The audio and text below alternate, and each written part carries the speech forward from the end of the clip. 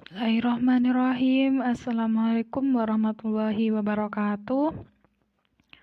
Oke, kita lanjut di part 2 mengenai materi pengangguran. Nah, kemarin kan kita sudah membahas ketenagakerjaan, sistem upah. Sekarang kita akan belajar mengenai pengangguran. Nah, apa yang terbesit di pikiran kalian setelah mendengar pengangguran? Kira-kira apa yang menjelaskan mengenai pengangguran? Pengangguran itu nggak ngapa-ngapain. Gitu, Bu. Terus apa lagi? Pengangguran itu menganggur, tidak memiliki pekerjaan. Oke, apalagi? Pengangguran itu diam, tidak memiliki suatu penghasilan. Boleh. Oke, kita akan membahas pengertian pengangguran terlebih dahulu. Nah, pengangguran terjadi saat jumlah tenaga kerja yang ditawarkan lebih besar dari jumlah tenaga kerja yang dibutuhkan atau diminta. Jadi, jumlah pencari kerjanya tak banyak sekali, apalagi dari zaman saya SMP ya. Indonesia itu menduduki jumlah penduduk yang paling banyak ya, kalau tidak salah dulu itu nomor 4 di negara-negara lain. Nah, karena banyaknya penduduk tersebut dengan kesempatan kerja yang sedikit, maka terjadilah pengangguran karena adanya ketidaksesuaian antara kesempatan kerja dan tenaga kerja. Oke, sekarang bisa difikirkan dan sudah melekat ya, diingat-ingat apa sih pengangguran itu. Ya, jadi pengangguran itu terjadi saat jumlah tenaga kerja yang ditawarkan lebih besar dari jumlah tenaga kerja yang dibutuhkan. Nah, selanjutnya sebab-sebab terjadinya pengangguran. Di sini ada penyebab utama, sebab umum, dan sebab khusus. Nah, penyebab utama ini biasanya penyebab hal yang mendasari terjadinya pengangguran. Nah, penyebab utama itu ada beberapa hal, yaitu menurut tadi pengertiannya. Nah, jadi sebab-sebab terjadinya pengangguran, penyebab utamanya yaitu ketidakseimbangan antara jumlah tenaga kerja dan lapangan kerja yang tersedia. Laju pertumbuhan penduduk yang tinggi semakin memperkecil kesempatan bekerja karena semakin ketatnya persaingan antar individu. Ya, jadi penyebab utamanya itu seperti pengertian pengangguran ya, terjadi ketika jumlah tenaga kerja yang ditawarkan lebih besar dari jumlah tenaga kerja yang dibutuhkan, atau sama dengan ketidakseimbangan antara jumlah tenaga kerja dan lapangan kerja yang tersedia. Selanjutnya ada sebab umum. Nah, sebab umum biasanya terjadi karena rendahnya tingkat investasi. Apa itu investasi? Nah, silakan dibuka Google-nya, dibuka bukunya, kira-kira apa itu investasi. Lalu, pertumbuhan angkatan kerja yang tidak seimbang dengan kesempatan kerja. Angkatan kerja tidak mampu memenuhi persyaratan yang diminta oleh perusahaan penyedia kesempatan kerja. Nah, Sebab umum ini juga disebabkan oleh skill atau kemampuan dari tenaga kerja. Nah, misalkan di perusahaan nih membutuhkan tenaga kerja yang terampil teknologi, yang bisa mengoperasikan komputer, tetapi tenaga kerja yang ada itu tidak bisa lihai dalam mengoperasikan teknologi. Jadi perusahaan tidak akan menerima tenaga kerja yang tidak ahli dalam teknologi. Selanjutnya yaitu sebab khusus. Nah, sebab khusus itu biasanya terjadi ketika tidak ada lowongan, tidak memiliki kemauan wirausaha, tidak ada kecocokan upah, dan informasi yang tidak lengkap. Nah, jadi karena tidak memiliki kemauan wirausaha, di mindsetnya kita itu mending kerja di perusahaan, kerja di kantoran, dan sebagainya. Maunya kita itu seperti menumpang di perusahaan orang lain untuk bekerja. Padahal seandainya kita memiliki jiwa wirausaha, kita bisa menciptakan usaha, bahkan bisa menciptakan lapangan pekerjaan. Oke, selanjutnya, ini penjelasan tadi yang sudah dijelaskan ya. Nanti bisa dilihat lagi ada penyebab utama, ada sebab umum, ada sebab khusus. Nah, sekarang kita lanjut ke jenis-jenis pengangguran. Loh, pengangguran? Tapi ada jenis-jenisnya. Wah, kira-kira lingkungan kita termasuk jenis pengangguran apa nih? Pernahkah kalian mendengar jenis-jenis pengangguran? Ya, di sini ada yang pertama pengangguran menurut sifatnya. Ada pengangguran terbuka. Apa maksudnya pengangguran terbuka itu?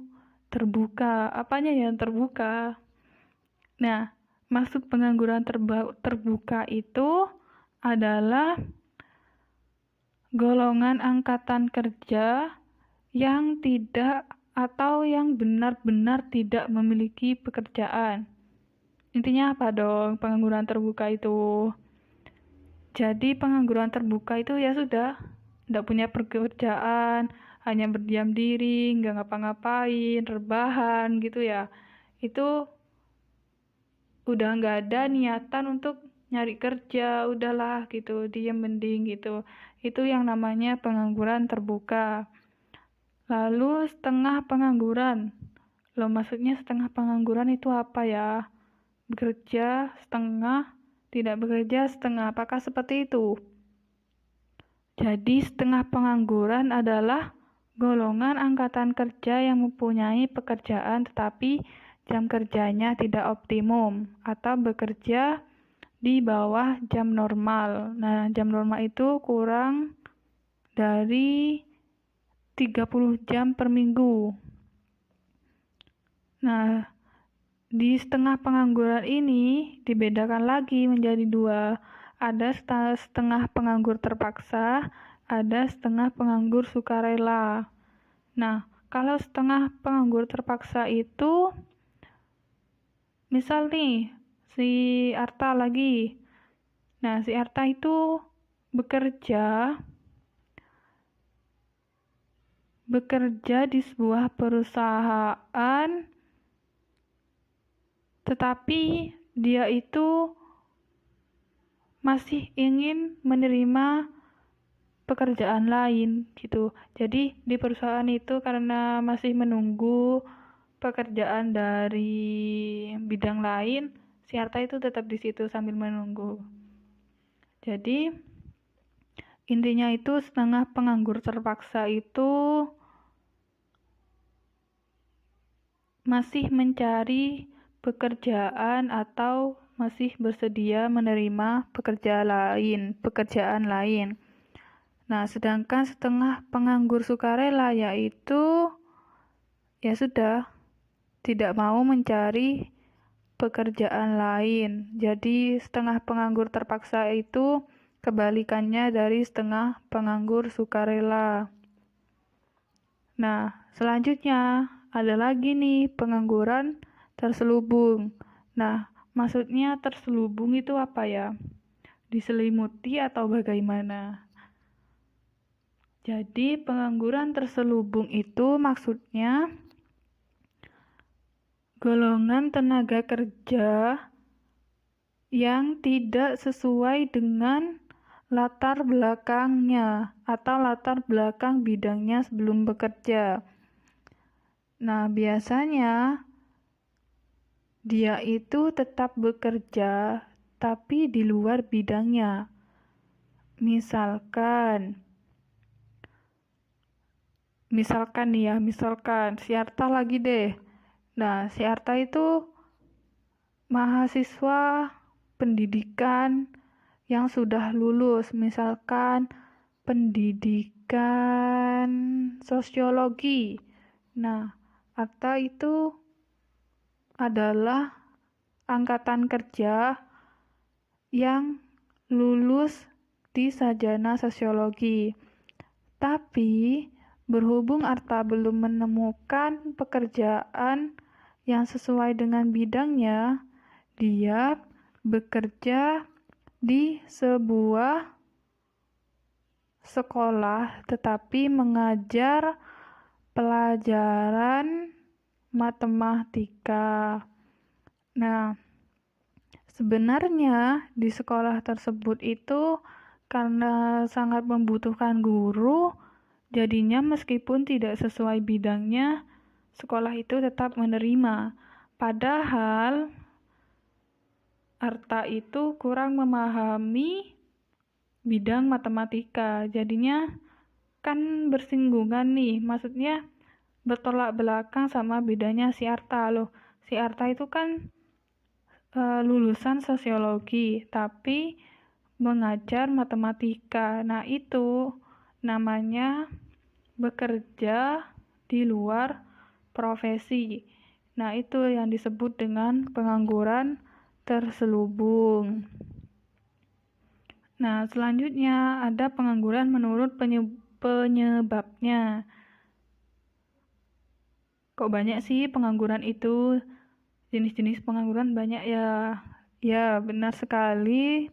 Ada klarifikasinya masing-masing. Di sini ada pengangguran struktural, friksional, musiman, sukarela, teknologi, dan konjungtural. Nah, apa yang dimaksud dengan pengangguran struktural?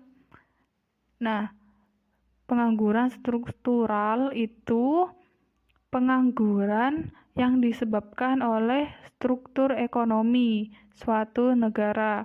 Nah, biasanya terjadi ketika sebuah negara beralih ke sistem ekonomi yang lain. Misalkan awalnya di negara A itu sistem ekonominya itu berpacu ke ekonomi yang agraris. Nah, tiba-tiba karena adanya perkembangan teknologi, adanya perubahan zaman, makanya di negara tersebut berganti dengan sistem industri.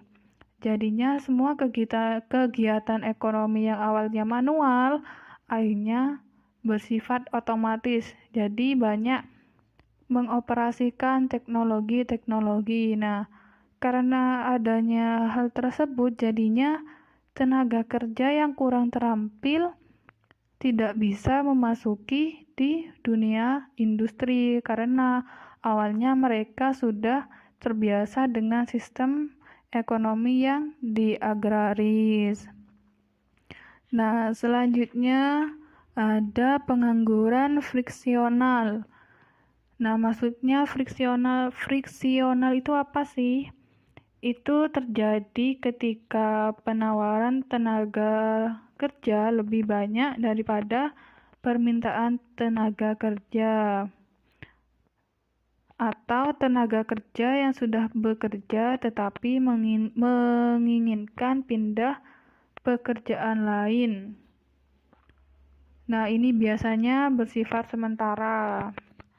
Nah, kalian semisal kurang paham dengan penjelasan saya, silakan dibuka lagi LKS-nya, dibaca berulang-ulang karena materi ini berdasarkan LKS yang dipegang kalian ya. Nah, selanjutnya pengangguran musiman. Nah, musiman, apa musiman? Musim buah, musim sayur gitu ya. Ya, bisa jadi. Nah, biasanya ini sering terjadi di petani. Pengangguran musiman adalah pengangguran yang disebabkan oleh perubahan waktu atau tren.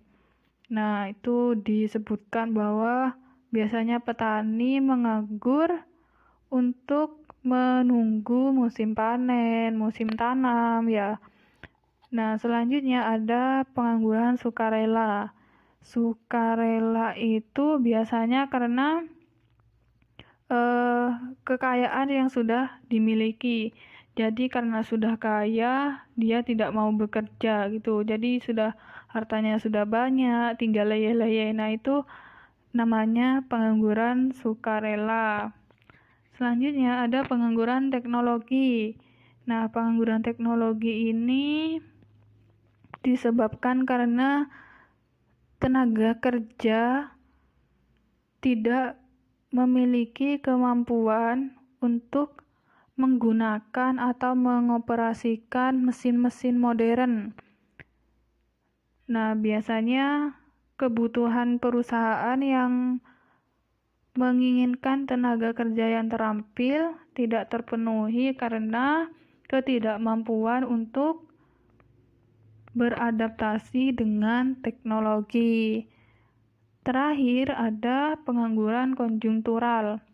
Nah, di sini pengangguran konjungtural itu pengangguran yang disebabkan oleh naik turunnya siklus ekonomi suatu negara.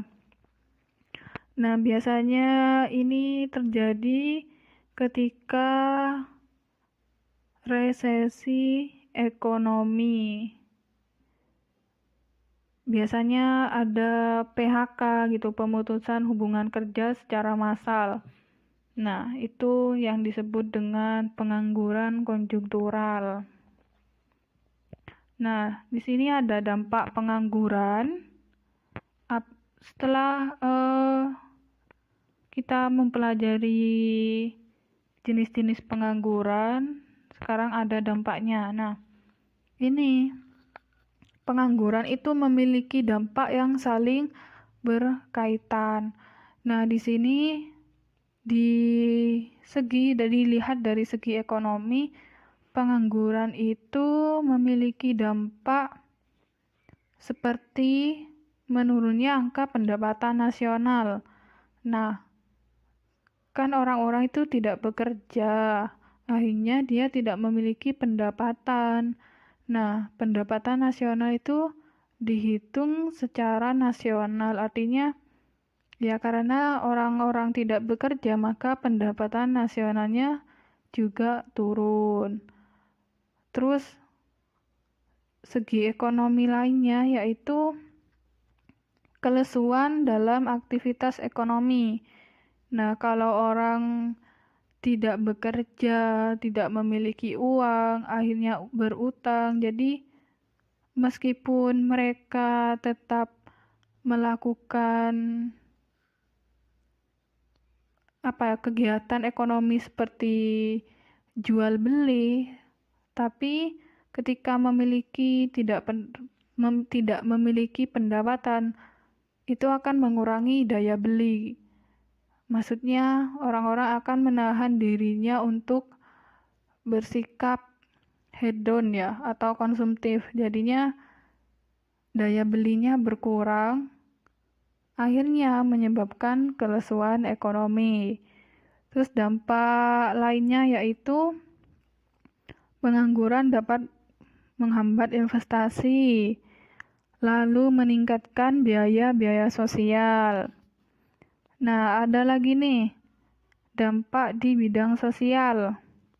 dilihat dari segi sosial, dampak dari pengangguran yaitu meningkatnya angka kriminalitas. Nah, kriminalitas atau kejahatan ya, karena orang-orang sudah tidak bekerja, akhirnya dia memiliki atau memaksa dirinya memiliki hobi yang tidak baik, seperti mencopet, mencuri, dan sebagainya. Itulah yang disebut kriminalitas. Lalu ada perasaan minder. Nah, teman-temannya kerja, dia nggak kerja, lah itu kan menyebabkan rasa tidak nyaman, minder atau rendah diri. Terus ada munculnya pengamen, pengemis, dan anak jalanan. Anak putus sekolah dan kualitas hidup menurun.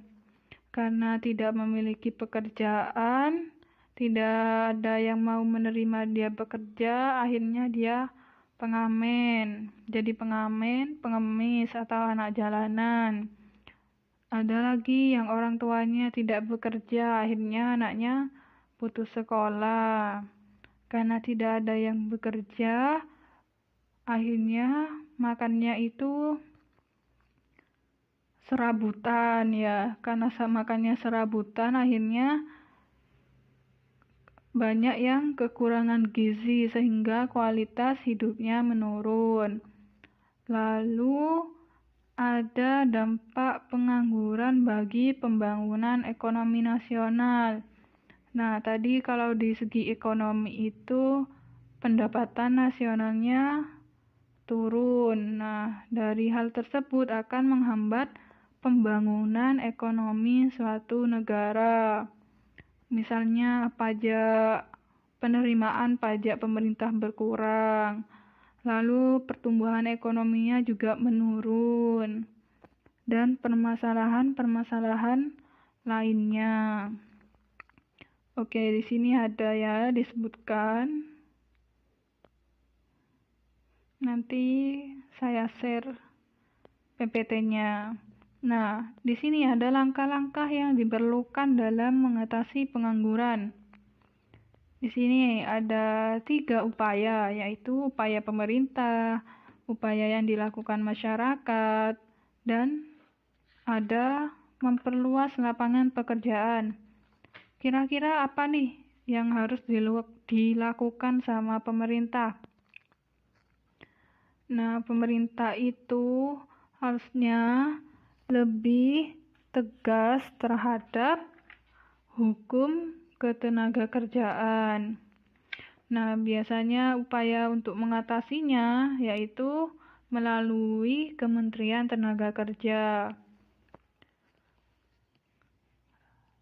Nah, dalam upaya pemerintah itu, harusnya pemerintah itu melakukan perlindungan kepada tenaga kerja di dalam negeri maupun di luar negeri. Lalu bisa menyediakan BLK atau Balai Latihan Kerja. Nah, itu yang harus dilakukan oleh pemerintah. Terus upaya yang dilakukan masyarakat. Nah, tadinya karena sudah pemerintah menyediakan BLK, nah masyarakat itu harusnya bisa memanfaatkannya dengan ikut pelatihan tersebut untuk meningkatkan keterampilannya atau kemampuannya supaya dapat bekerja atau diterima di perusahaan. Terus terakhir, memperluas lapangan pekerjaan. Nah, ini biasanya dilakukan oleh lembaga yang menaungi informasi tenaga kerja, yaitu dengan memberikan fasilitas kepada investor, menurunkan tarif pajak, mengadakan kerjasama dengan negara lain, serta meningkatkan ekspor barang yang dapat mendorong investasi dan meningkatkan lapangan pekerjaan. Oke, Seperti itu penjelasan mengenai materi pengangguran.